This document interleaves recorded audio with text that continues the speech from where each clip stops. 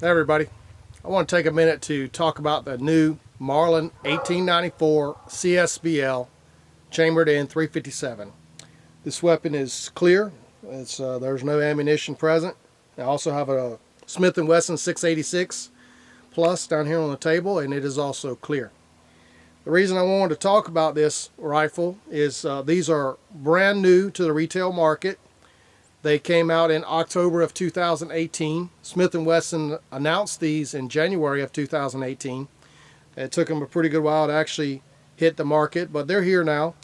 The first ones I got on Gunbroker were well over $1,000. I saw some of them sell for $1,300.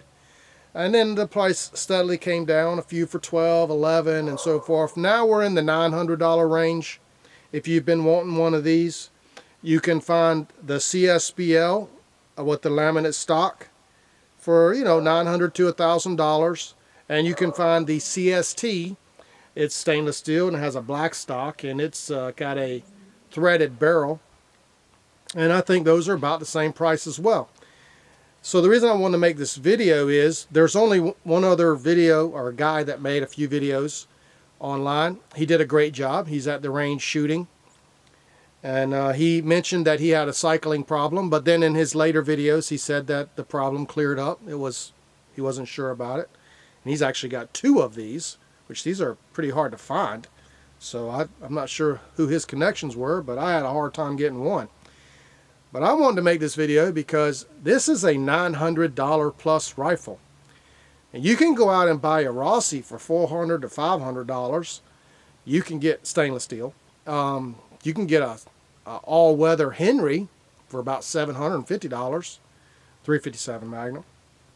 So why would you pay that much more when there's a story out there that the quality of Marlin guns since Remington took over is garbage?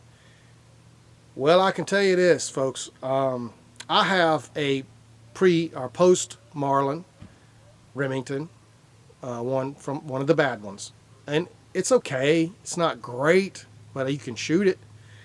I have several JM stamped Marlins. I have a Marlin stainless Davidson guide. There were only 501 of those made. It's a guide gun, 336, chambered in 30-30. There's a point of me saying that, and when it comes to value of guns. But this weapon is as good a quality as my old Marlins. Yes, I said that. This weapon is as good a quality, if not better, than my old Marlins. The action is smooth. It is like glass. It is like a Henry almost. Did I just say that? This Marlin's action is smooth like a Henry. Not exactly, but it's smooth, okay? The fit and finish on this weapon, where the wood meets the metal, is perfect. There are no big gaps. There are no, off tilted. All this right here, I couldn't even fit a piece of paper through that gap in that metal where that stock meets that metal.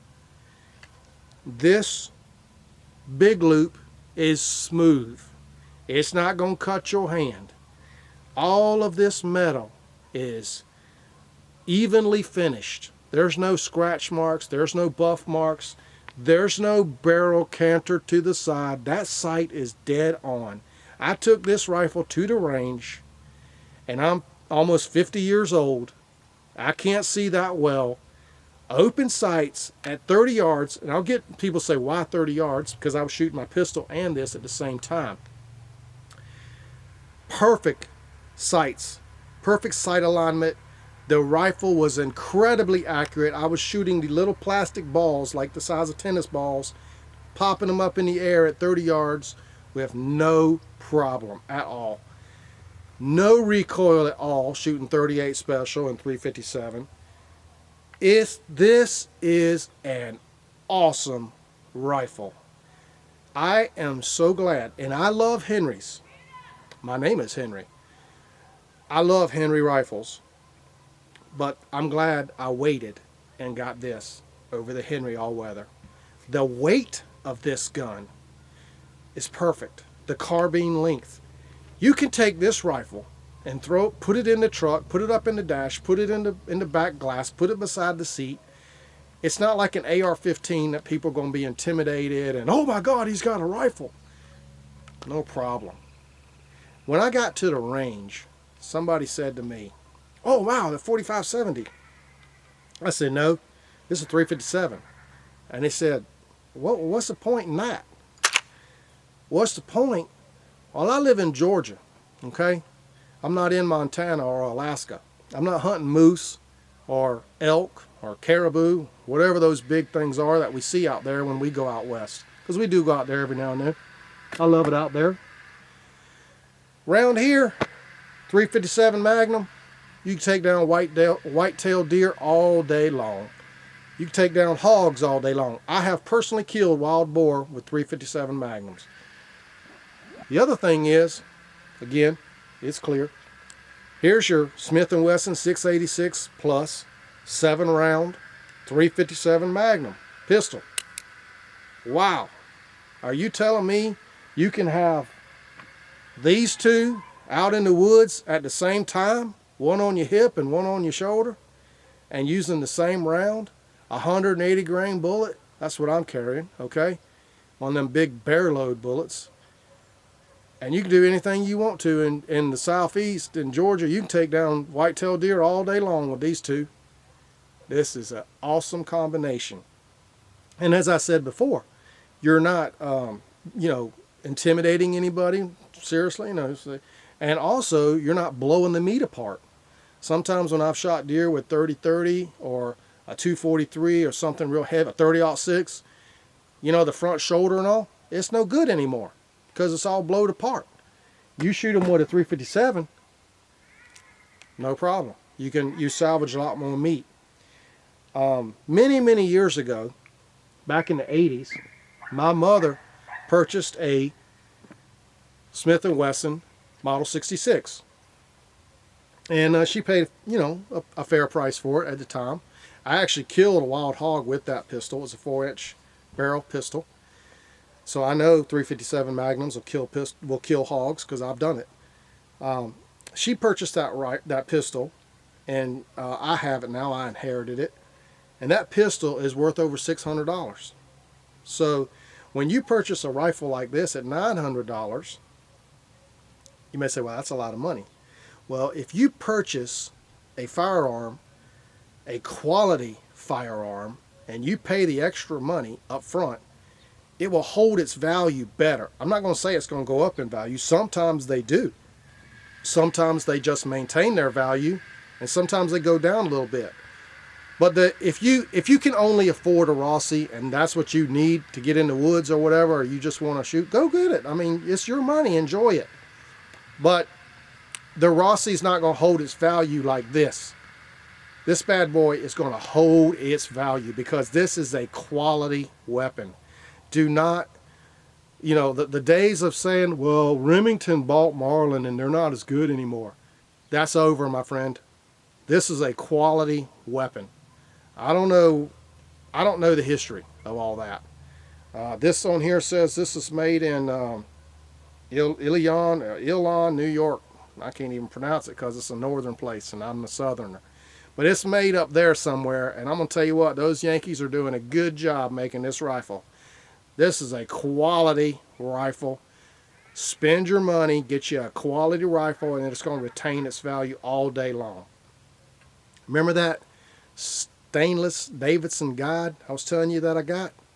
I bought that several years ago, and I paid $650 for it. That was a lot of money to me at the time.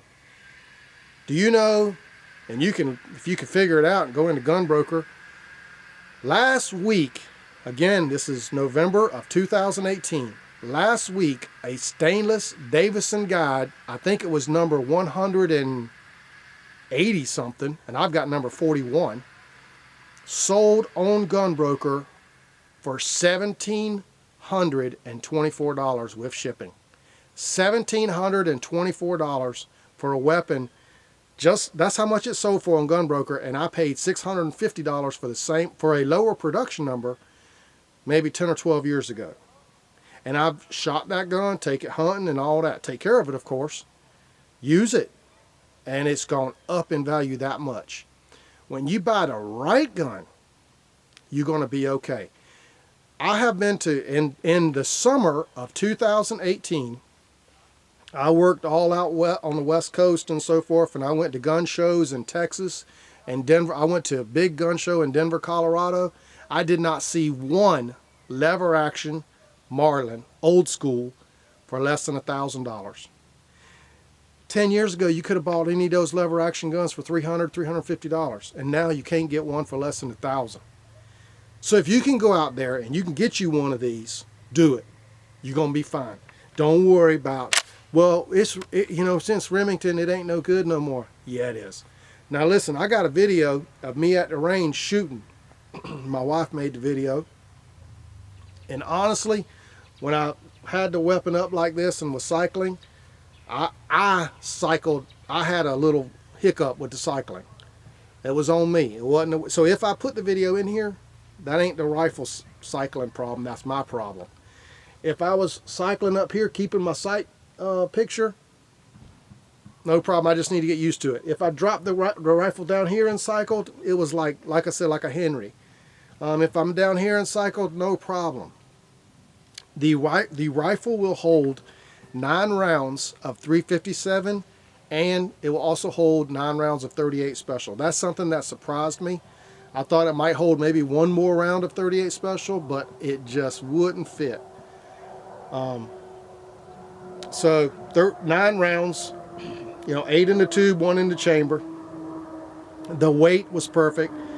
So basically, when I'm out there in the woods, I've got 9 rounds of .357 in my rifle, and I've got 7 rounds in my Smith & Wesson 686 Plus on my hip. What could be better, folks? Listen, I'm not one of these guys making YouTube videos of, look how tactical I am and all this, and the zombie apocalypse is coming. I'm just a guy like y'all. I like shooting. I like hunting and fishing. I watch a lot of these guys on YouTube, and I kind of laugh at them, the way they act and the way they, do their thing. You guys know, you see it all the time too. I just want to tell you, from a real man's point of view, don't be afraid to spend the $900+ or $850 something that you're going to pay for this rifle. It's well worth it. It's well worth the quality and well worth the investment to keep that gun in your family for a long time. Because in the end, all these weapons that you're buying, you're going to pass down to your kids and your grandkids. So enjoy them, buy the right ones at the right time, at the right price, enjoy them, and then pass them down, and everything will be fine. I appreciate y'all watching my video. Send me an email or make a comment if you have any questions or concerns. And thank you very much. Y'all have a nice day. Bye-bye. I